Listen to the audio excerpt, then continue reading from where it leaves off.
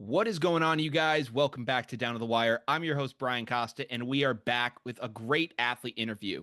On today's show, we're joined by Bryant University tennis standout and aspiring media broadcaster Aurora Pedwell. Pedwell, who is set to begin her junior year, has been an impact player on the court for the Black and Gold. Last season, she went 15-10 in singles matches and earned wins over Southeast Missouri and Eastern Illinois, helping the Bulldogs claim the Ohio Valley Conference Championship. Off the court, Pedwell has made a name for herself as a host of challenges and interviews on Bryant Athletics' social channels. We're very excited to have Aurora joining us on the show today, so let's go jump in and take a listen. All right, we're joined alongside here by Bryant University tennis player Aurora Pedwell. Aurora, how you doing today? I'm doing so fantastic. I'm really excited for today. I've never really been interviewed myself. I'm usually the one doing the interviewing. Yeah, I know. I know that work you do for Bryant Athletics and all that stuff. Mhm. It's interesting for you to be on this side of the camera. Right. I'm Yeah. excited. Absolutely. So, Aurora, we're going to talk all about your, playing journey and then your media journey as well, and kind of where that's going. But I think to start this interview off, I think it's kind of important to start at the beginning and really kind of get into the nitty gritty. So I think, Mhm. like this is the way I kind of start off a lot of my interviews. But for you, how did you really first get introduced into the game of tennis? Like, how did you really, first start off? Wow, I think it really started off in the womb. So my mom started playing tennis when she was pregnant with me. Oh, So wow. I guess I started there. I started at like -9 months.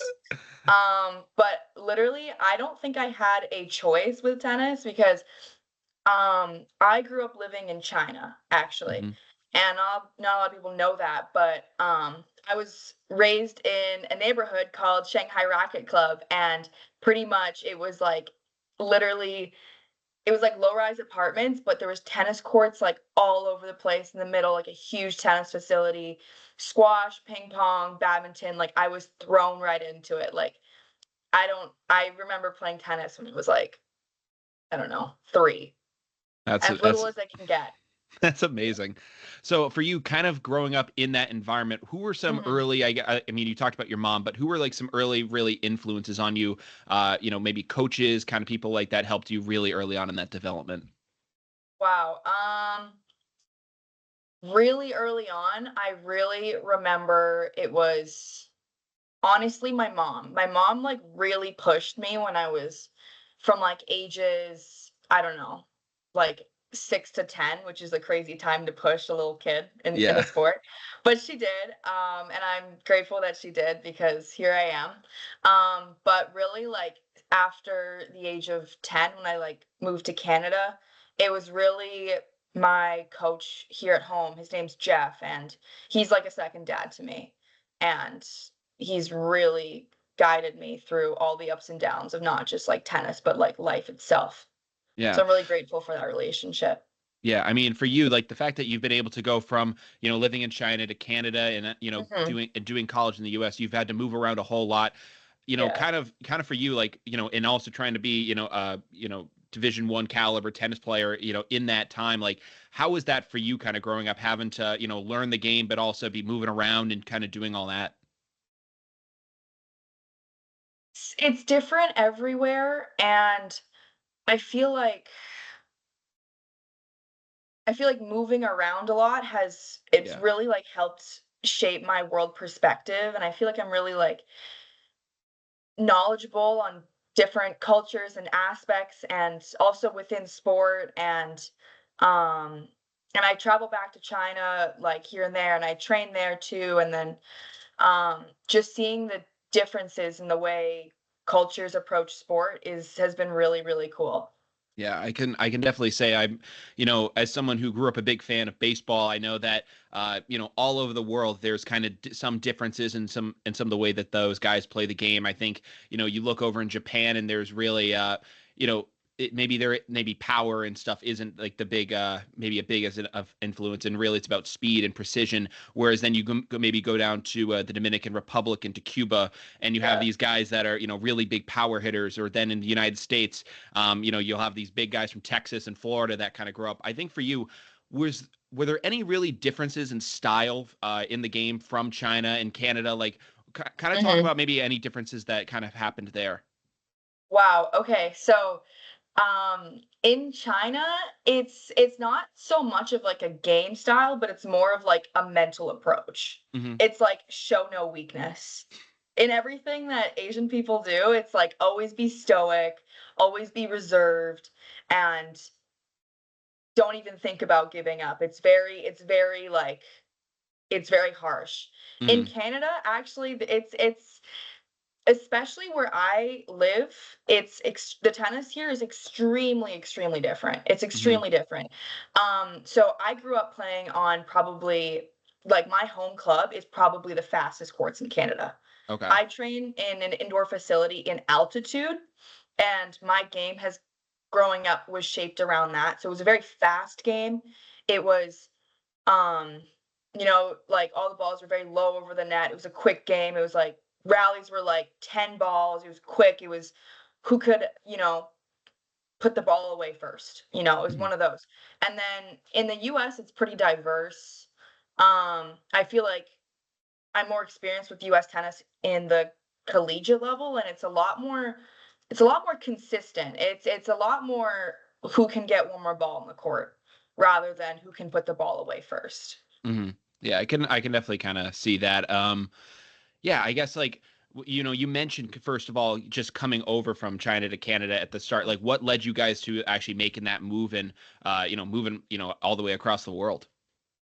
So, I have family here, Hmm. and my dad is Canadian, and he lived in Calgary for a very long time. And I think he got a job here essentially, and we were just like, okay, let's go. Yeah. Like, why not? So.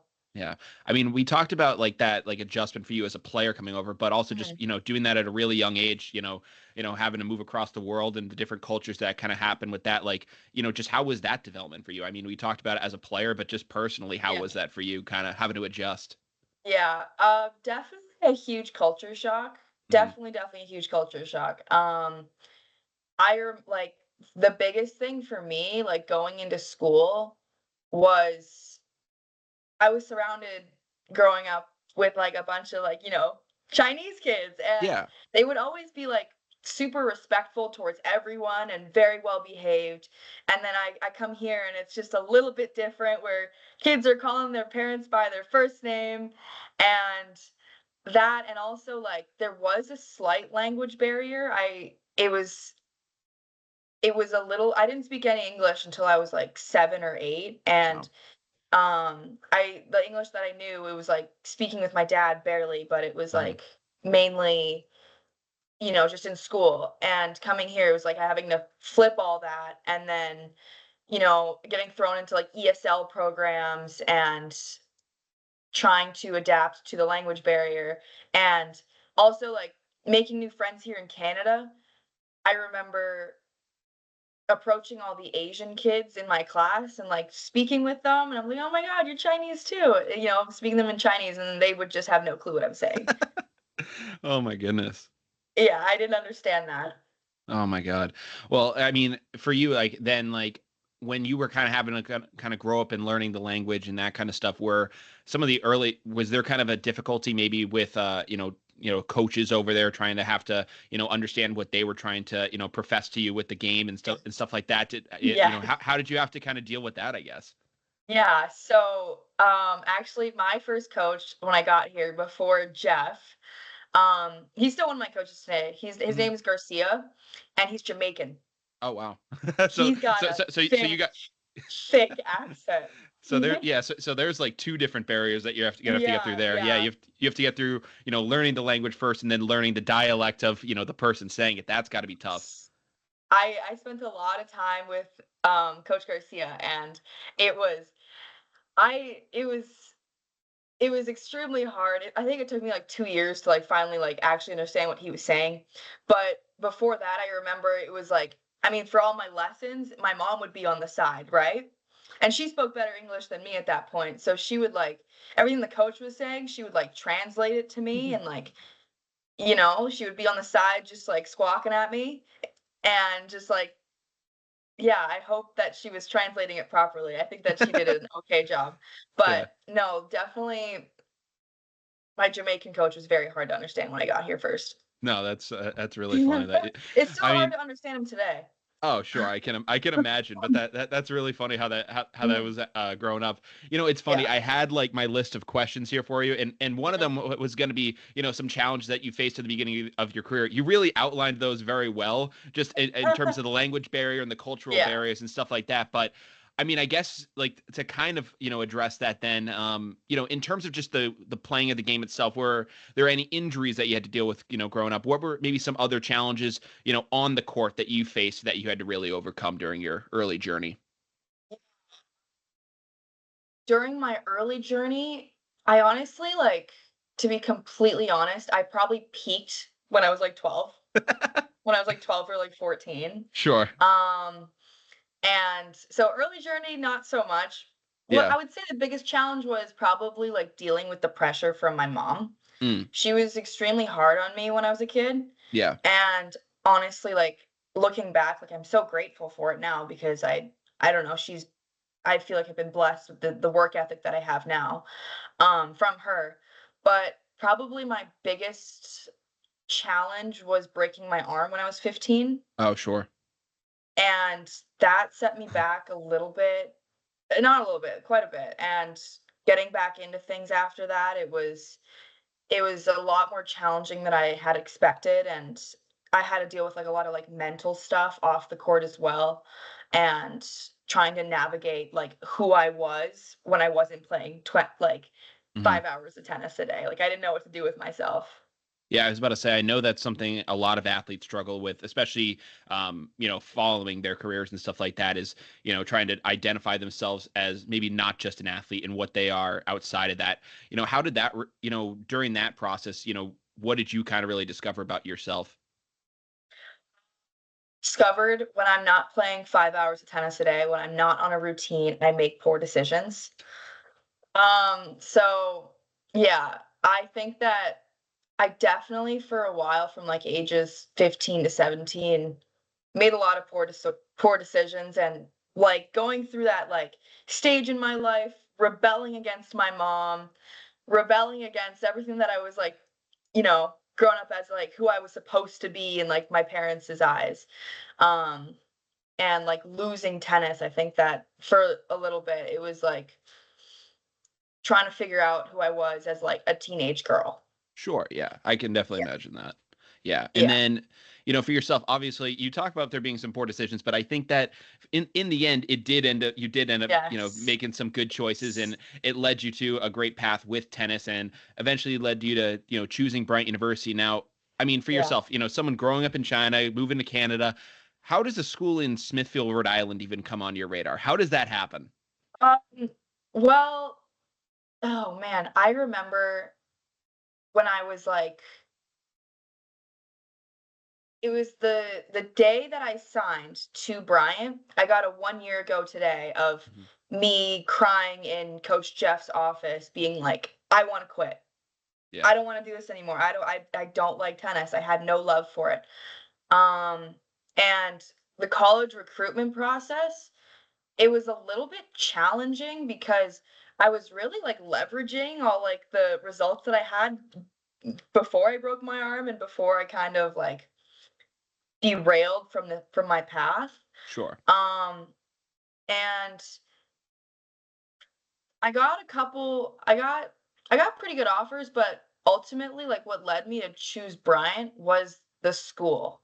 Yeah, It sure. was it was the school aspect, and I knew that I wanted to go into business, and I knew that that was something that I was always interested in. Yeah, Um, ultimately, it was the school. When I visited, I wasn't the biggest fan of the area, but I only stayed in Smithfield. I didn't visit Providence or anything, but yeah. I am so beyond happy that I chose this school and I ended up here. Yeah. For you, I mean, again, like you talked about Mhm. that early moving process of just moving across the world, but then, having to then go to college in a completely different country. Talk about, that second culture shock, I guess, that you're facing there coming down to America. I know it's probably not as stark of one, but I just Yeah. talk about that early adjustment that kind of had. Yeah, I remember the 2 main things. was that Canadians and Americans are not the same. We're quite different. We are quite different in a couple ways. Sure.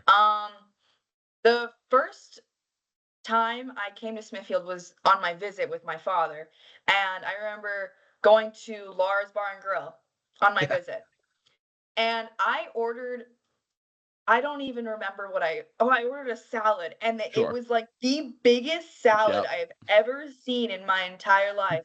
And then we ordered this appetizer, and I was like, this is like the biggest amount of food I have ever seen.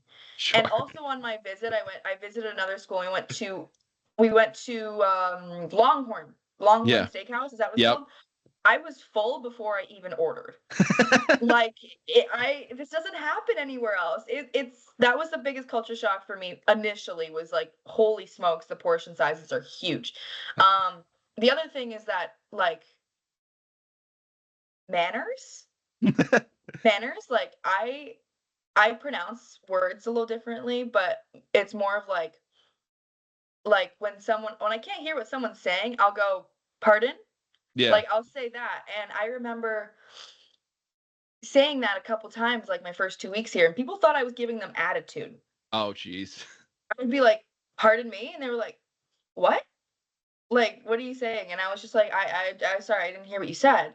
Like, it was little manner things and Yeah. trying to get rid of that "a," because like, everyone in Canada says "a" after every single sentence. It's real, it's real. Yeah, that's so funny. I Yeah. can't even imagine that's funny though with the whole pardon me thing. I think that's even just like I think a geographical area of America where that happens. I think if you do that, down south, no one would actually bat an eye because I think that's actually more common. Like you'll see that kind of in the Rust Belt, like southern areas of the United States, like not Florida as much, but like from that like Georgia, Mississippi, like that area, you could probably say that there and that actually would like register. It's just like a very New England thing that isn't like a thing up here, which is super funny. Yeah. Uh, Yeah. And people in Canada are a lot nicer. yeah, fair enough. Definitely fair. Overall. Yeah. I mean, I'll say this. I think that I don't know. I mean, I don't know about Canada, but I know, again, kind of just comparing, the South versus the North. I think, people in like at least in like the our area of New England is that they'll kind of like be mad at you. Like, say you get a flat tire on the road, they might say like, oh, like yeah, like what are you doing, like you idiot, like or blah blah blah, and but they'll help you, out and they'll like do something nice. People down south, Yeah. they'll be nice but not helpful. That's what I've heard is that they'll be like, It's oh, funny. really sorry about that. Yeah, sorry to hear about that, and they'll be like, bye, and like just like take Oh, off. man. I don't know. I've just heard like the Southern hospitality, I guess, is a little weird. I know it's definitely different with Canada, but that was just kind of reminding me Yeah. of that, which is super funny. In Um, Canada, we are nice and helpful, that for that that's sure. a that's a great balance. That's amazing to hear. Yeah, no, I that's really funny. For you, I mean, obviously as well, something that probably helped you on your influence as well was the great coaching that Barb Chili has down at Bryant. I mean, I've gotten to work with Barb as a member of the athletic department and gotten to talk with her. I mean, on the player side, how is she, I guess, when as a player and having her as a coach? Barb is awesome. Yeah. I love Coach Barbara Chili. She's the best. Yeah. She is she's so sweet, and Hmm. she shows you so much grace. She knows what each player likes and what they don't like, how they like to be coached and how they don't like to be coached. And she she understands that everyone's needs are different, and Hmm. she meets them all, how each Yeah. player needs to be met. And I really appreciate that about her. And she pushes us, day in and day out to be like the best versions of ourselves on and off the court. Yeah. So I'm really grateful that I have her as a coach. No, I mean, she's been, for my interactions with her have been Mhm. amazing. I love her just like, getting to work Yeah. alongside her in the athletic Yeah. department. I don't know if I told you about this, but during my time at Bryant, like as a GA, sometimes we would like some of like the grad assistants like me, like Nick Simeone and some of those guys, like we would go up and we would actually play pickleball in the MAC, Yes. and she would sometimes Yes. join in. And so she would join in. John Rupert from the athletic administration would join in. And when I tell you, we would probably sometimes have some like 2 to 3 hour just wars in there. It was insane. I remember one time it was me and Max Slomiak, and it was he and him paired up in a double. And on the other side, it was Barb and John. And when I tell you, it was like I felt like I was dying out there. Like we stuck in, and it was actually a very back and forth match, but I remember just being like, holy cow, like this is crazy. Like she is incredible in pickleball. She's Tennis. obsessed with pickleball. Yeah. She's obsessed with pickleball. Every time we travel anywhere, she'll like bring her like big bag of like pickleball equipment. And then whenever we're not on a tennis court, she's on a pickleball court. Yeah. And no, it's so funny. She loves it. It's so nice to see that she's so passionate about. It's just so cute. Yeah, other stuff outside tennis. It's insane. Yeah. I mean, I remember it was before you guys came back. I think it was like early August. Like she ended up saying like, "Oh, we're going to have like some pickleball friends over. We're going to do like some stuff in the MAC." And she brought like basically some guys off the tour to the MAC to play against us. Oh my goodness. I think and all of us, like we played like not like traditional pickleball. We played it probably more like tennis, where we were kind of spaced back a little bit. We weren't like, up, like going into the kitchen, like doing the dink and dunk stuff. Like, and when I tell you, like, these guys just like 11-1, 11-0, like just like taking us out. It was brutal, but it was so much fun though. So funny. Yeah, it was so awesome. Funny. No, she's great. And I can only imagine what she's like having her as a coach. I mean, she definitely seems incredibly supportive and really helpful for you guys. Yes. For you, how much is like she really helped to like shape your game and your development during your time at Bryant? Wow, I think that she's really matured my game in a big way. I think that, I mean, I said this before, but growing up in Canada, it was playing in altitude courts. It was who can put the ball away first, who can, hit a winner first. That was how I was raised playing. And when I got to college, it was like, she was like, no, Aurora, like, you need to slow down. You need to get one more ball in the court. You need to do this instead. And I feel like that change, that flip for me, that's what really led to my success last year. Yeah. Just changing my game style and making me be a more consistent, more patient player, smarter player on court. I think that my game has matured to what it is now because of her coaching. Yeah, I can definitely imagine that. For yourself, like coming into college and, having that experience of these past 2 years, I think at some point for everyone, I think that you hear it a lot with guys in pro football. It's like, oh, what was your welcome to the NFL moment? And like guys talk about, all this. For you, what was kind of, I guess, that welcome to like, D1 college, like tennis moment for you? Like where you were like, oh, this is kind of different. Like when you were like, okay, like, I don't know, like what kind of came to your mind? I think just being on a team. Sure. Honestly, because when you're growing up playing junior tennis is an individual sport, but when you get to college, it's now a team sport. And just having now, I mean, in juniors, it's a what's the phrase? Dog eat dog? Like, sure, yeah. It's like everyone's your friend until they're across the net from you, But now, like, you are a part of something so much greater than yourself. You're not just fighting for yourself. Tennis is a very self-centered sport. But when you get to college, it's just like I'm out there. I'm not competing for myself anymore. I'm competing for, the girls on my team, the girls who I love so much. I'm competing for an organization. I'm wearing Bryant. Like, I'm so proud to represent my school and my team. So that was the biggest change for me. Yeah, I can imagine. That's like I know down in the US for high schools they have like that kind of team aspect, but up in Canada that really isn't the case. No, we don't have high school tennis. We have snow on our outdoor courts like 9 months of the year. Makes sense. No, that definitely makes sense. Not enough indoor space for that. Yeah, that's funny. Well, obviously for you, making that adjustment that you said and having a more productive sophomore year, what do you think was, you talked about that adjustment for you. Just talk about like, again, like what it took for you to make that adjustment from freshman year and, have a much more productive this sophomore year that you had. I honestly, The biggest change for me freshman year to sophomore year was finding my faith. Mhm. Finding my faith and learning that my purpose here on this earth is not to be a tennis player, Mhm. you know? My purpose is to serve the Lord. That's my ultimate purpose. And when I Mhm. separated my identity from holding it so tightly to tennis Mhm. to now something greater than myself, I think that really I was a lot more rooted and anchored in who I was as a human rather than who I was as a tennis player, and that took a lot of pressure off of me. And I think that mindset change was what led me to all my success, and it's not me, it's him, you know? Yeah. And that's what I've really come to. Absolutely.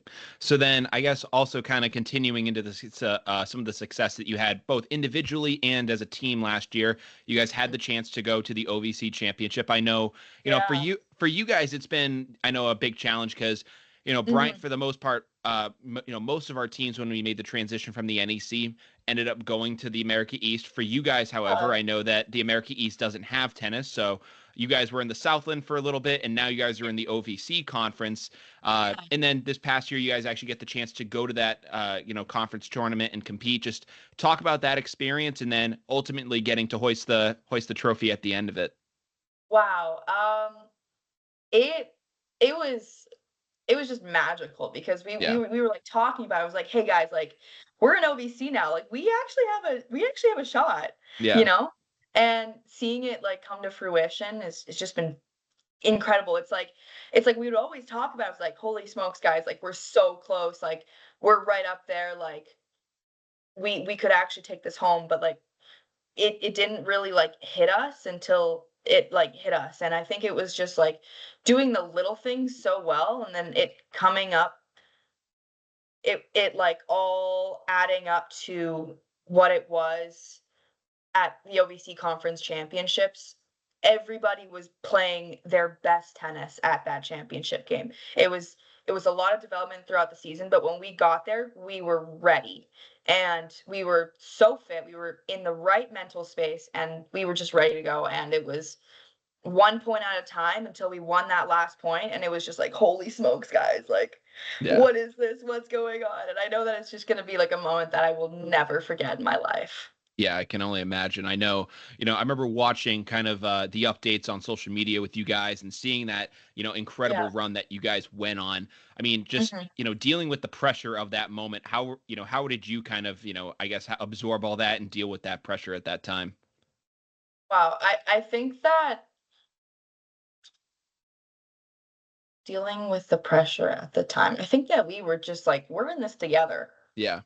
You know? "We're in this together, like, win or lose, like, I'm we're a team," you know? Yeah. And we know that we put in the work, and we knew that going out there, we were the team to beat. We were new, we nobody knew how we were and stuff, and I think that we just kind of leaned on each other a Hmm. lot during those times and really cheering each other on. I remember, like, after conference championships, I had no voice because I was just screaming after each and every point. I don't care if you know one of my teammates' opponents like double fault on like set point. I'm like out there like let's go, like no mercy.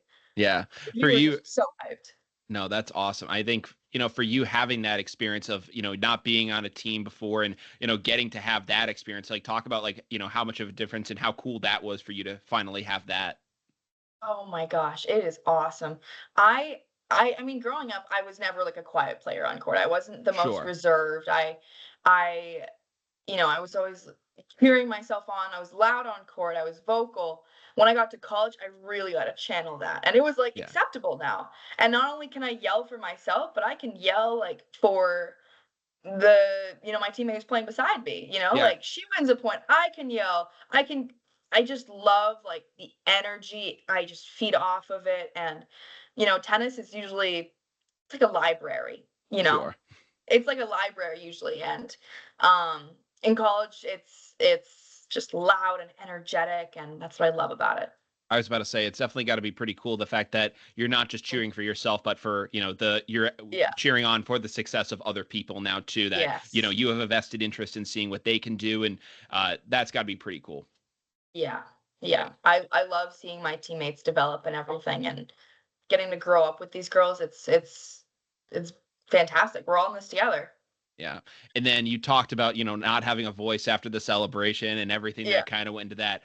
I had the chance a couple weeks ago to talk with, Ryan Daly, who was our former, assistant men's basketball coach. And he talked about that experience of, the guys when they got to win the America East Championship and, the celebration and kind of the release that it was, finally having, getting over the mountaintop and getting to that thing for you. Once you guys had that moment and it was like, oh my God, we just did it. Like, talk about just the thrill and the exhilaration that comes with that.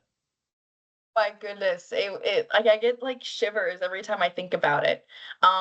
Just like running on court, and like Maho, my teammate Maho was the one Yeah. who clinched, and running on court and like just like the excitement of it all was just so much. And we wanted to dump.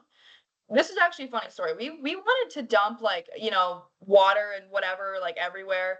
Yeah. But actually last minute our conference championship got moved inside because Mhm. it just randomly started raining. It wasn't supposed to rain. And we played our conference championship match at a YMCA.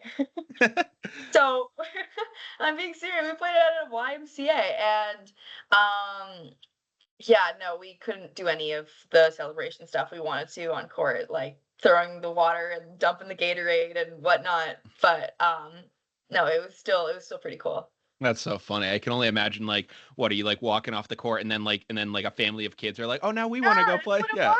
Yeah. That was That's what it was. that's too funny. Oh my God. I didn't even realize Yeah. like that's where you guys had played it at a YMCA. That's hilarious. We were like doing like our team like meeting before, and like, we're in the middle of like a YMCA, right? We're trying to like do our team meeting, and we had to like break it down, right? So we like put our hands in, and we're like we would just be like quiet. Like it was funny. That's really funny. And then you Yeah. guys ended up getting the chance to go down and compete against Duke in the NCAA tournament. I mean, I was there during the selection show and seeing you guys get to be Mm. all excited about that. I mean, Yeah. talk about that process. I had the chance to kind of travel with men's basketball and do some of that stuff when they went to NCAAs. I mean, for you guys having the experience of just going through that, like the selection show, that whole process, just talk about how cool that was for you. My goodness. It was I don't know, just nothing I've ever experienced before. It was like, holy smokes, like little old Bryant is like in in there? Like, what do you mean? Like, what do you mean we're playing Duke? Yeah, seeing them on the Um, bracket, like it's and seeing yeah, yourself, it's like holy. yeah. And like one of the like I know the girls. I know some of the girls on the Duke team, like not personally, but because they went out and like won junior Wimbledon. Sure. Like it's like it was very it, we've just never played a team like that before, Yeah. We've never played like a big ACC team like Duke. And just being on that stage there, and like around that facility, it was just insane. It Yeah. was like we're not in Smithfield, Rhode Island anymore, Yeah. Like it Yeah. was big change. Yeah. I can only imagine. I mean, I just know in that area of North Carolina, it's like that's just Hmm. big time, like, Yeah. area of the country. I mean, just having that experience has got to be really cool. And, competing at a, premier institution like that, representing Bryant, like that's got to be really awesome to have that experience. Yeah, we were just so happy to be there. Yeah. We were just so happy, and we it we honestly really pushed them. Some of our girls like took sets off the girls, and um it it was pretty competitive. Yeah. It was pretty competitive at the end of the day. So it's like we're right there, guys. Like we are right there. Hmm. Yeah, it's really awesome to see. I mean, we wish you guys the best of luck in this upcoming season and what you guys can do moving Uh, forward. But I think for you, kind of looking forward to this next season. I know it's crazy with everyone coming back in the fall and kind of seeing how that's all gonna go down. But I think for you, you had that big adjustment from your freshman to sophomore year, going into your third year now, like what are some goals, expectations that you want to you kind of set from yourself, I think early on? What are some of those early goals, I'd say? I think that we do have like we have like 4 freshmen coming in. Hmm. Yeah, I think 4. So I think now going into this season, it's like, okay, now I'm setting an example. This is how I want this next crop of girls to to how kind of shape their idea Yeah, because of like how college tennis works and like how we should approach it and everything. So I think that in my mind, we're going through like leadership, like captain selection right now. sure. But whether or not I'm a captain, I still want to be a good leader on court, and I think that that's one of my main goals. And again, just like putting in the work day in and day out. And I know that that's not something our team struggles with. We love putting in extra work outside of the court. So I think that just carrying the same mentality that we had last season into this season, but also bringing good leadership skills. Absolutely. Well, Aurora, we wish you the best of luck with your upcoming season and everything there. But Thank you. but but before we do go, I do want to talk about the other side of your journey as well, and that's Yeah. been your media journey. I know, for yourself, you've been a big help with us here at Bryant Athletics. Doing the interview series and also being an on-court media, being an on-court personality, doing everything Mhm. there. I guess for you, just talk about. I mean, you've had this great tennis journey, but talk about how this interest in media really came about. Wow. I think it all started with my love of sports. Sure. Like I like my coach Jeff really got me into football, and I think it just really stemmed from there. And it was like my freshman year coming into school and going to football games live. Like I never did that or any real like a lot like going to sporting events. I just fell in love with every single sport. It was like this is so exciting and we're all a family, like we're all Bryant, let's go. And it was falling in love with sports first, and then I was like, how do I become a part of this? Like what can I like contribute to this school? And I knew that I loved talking to people. I loved speaking and connecting, and I loved hearing like I loved hearing the stories behind athletes because I have my own personal story. Each athlete has their own personal story, and I love really finding out who that athlete is outside of that. So that's kind of how it started, and then just seeing what I could come up with and bringing it to Tristan and being like, "Hey, I want to help you guys. Like, Yeah. let me do this, please." No, you Yeah, you've been really passionate about it, and we love the fact that you're, yeah. so willing to step up. I guess, like, what was that first step for you to actually, get in the door there? I know you talked about your coaches Mhm. influencing you, but what was that first step? I guess you took at Bryant. Was it, talking with Tristan? Was it talking? How did you? What was that first kind of step you took to really get involved with us? Oh, I remember like looking. I was like, okay, to make myself useful, I have to solve a problem. I have Mhm. to find something that I can improve using my skills. And I looked at the interview formats that you guys had, and it was like you're just a player standing there and just being asked questions. And I was like, oh, I could do this better. Yeah. I could do this better. And then I was like, I remember emailing Tristan a couple times and he never responded. Yeah, and then I was like, I have to meet this guy. I have to get in contact with them. And then what ended up happening was one of my teammates like had his contact and then he passed it along. I was like, "Hi, I'm Aurora. Like, I'd really love 5 minutes of your time." And I just remember walking in there and I was like going through my head like what I was gonna say, how I'm gonna present myself, what I could do, what I could do. And I walked in and then he was like, "Hey, like we were actually like looking for someone to like fill this role. We were looking at what URI was doing, what this school was doing, and it was like we were actually looking for someone." It was so I was like thank you, like thank the Lord, like seriously, like what are the odds that my passion just somehow coincided what the school needed at the time. Yeah. So I'm so happy that I was able to fill that role. Yeah, that's awesome to see. I think, the work that you and then Nick Palumbo have done on the side just has really helped us out a Yeah. ton. I think that it definitely adds a very personable kind of aspect to Mhm. our content, and we're really thankful the fact that you guys have done it. I think also just Yeah. having students and in your case student athletes being a part of it, it really does, Yeah. I think, really help tie it together too. So I think that's really special. Mhm. For yourself, I guess, I've been kind of, keeping up and seeing that you're really doing a whole lot in terms of just media itself. I know that you've been, kind of I've seen you do some photo ops on the Nesson desk. I've seen you at NBC Sports Boston. You've kind of been all over the place and kind of getting the chance to do all that stuff. I Yeah. mean, for you, just like what do you think of, I guess potential future career aspirations? Are you trying to do something, I guess, and stay in media? Is that, what you're trying to do at this point? What do you, I guess, to kind of, shorten it up, what are Yeah. some future career aspirations that you have for yourself? Wow. I'm not exactly sure what role that I want. I just know I want to work in sports. I Mhm. love sports. I breathe sports. I love it so much. And I guess like I really want at the end of the day to be an NFL sideline reporter. Okay. That's this little girl's dream right here. But not just apart from that, I also want to work pregame shows, halftime shows, whatever I can, whatever role I can fill in that area, I will be happy to help. I'll be happy to take it.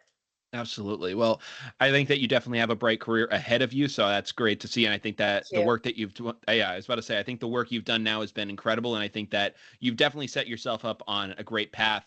Another exciting opportunity that you have coming up this year, it's really interesting, and it makes me honestly kind of jealous that I wasn't a couple of years younger because I Yeah. would have absolutely wanted to be a part of this. But it's really cool, and Uh, for people who don't know, former Patriots tight end Christian Fauria, who was a great player for the Patriots growing up. I remember watching him and my dad talking about him and all that he was able to do. And then I know outside of football, he had a very successful career with WEEI, and now he was doing Sirius XM radio.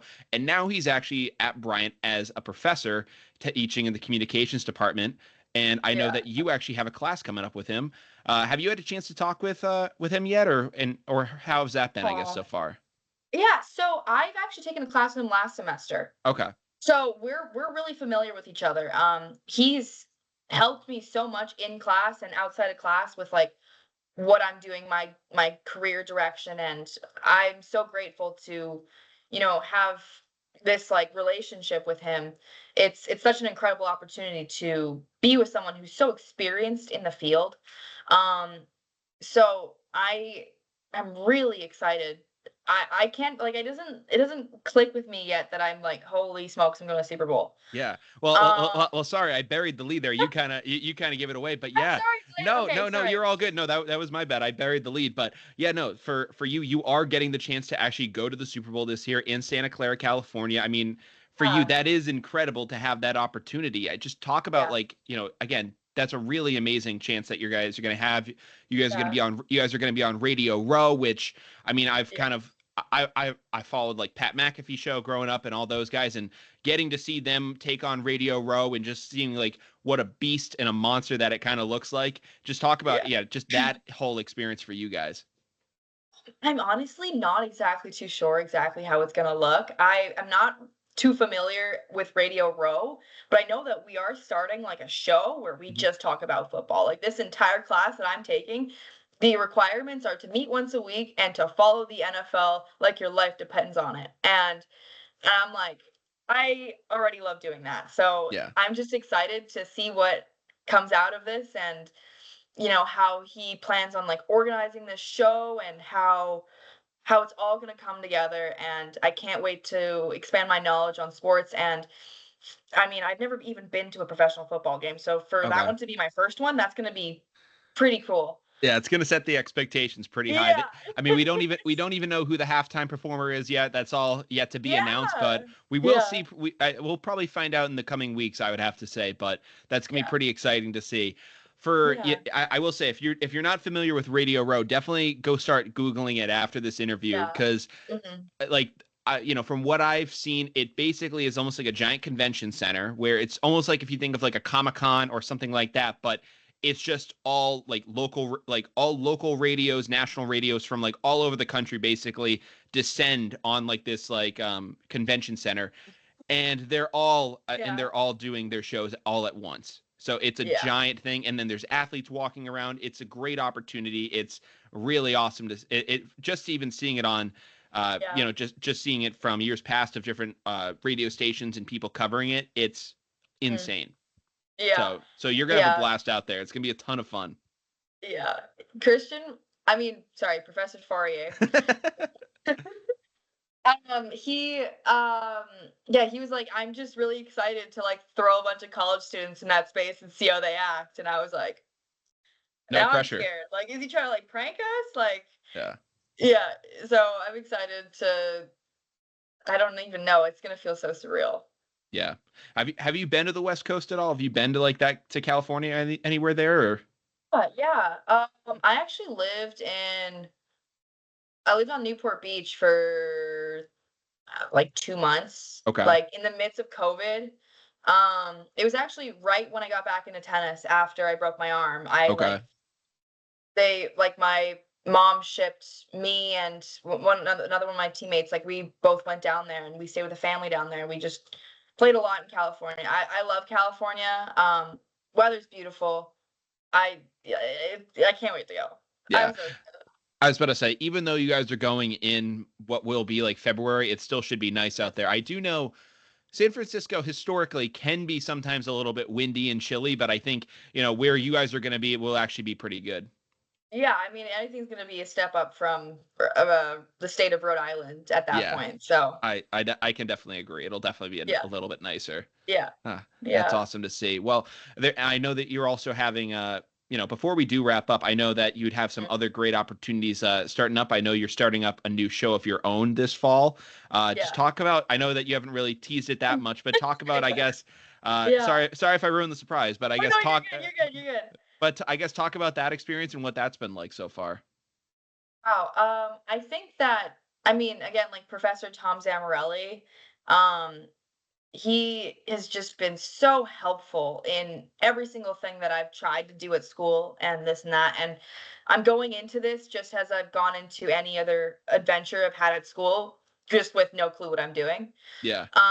So I think that it's definitely gonna be like a figure it out as I go. And again, like you also have been a great help, like guiding me, like Thank you. about how it's gonna look and you know, giving me great advice. So I think that I'm just gonna leverage what I know, leverage what I see, and just have fun with it. Honestly, I don't imagine it like I'm just gonna go out there, have fun, try it out, see if I like it. It's something I'm really passionate about, so I'm just excited to get it off the ground.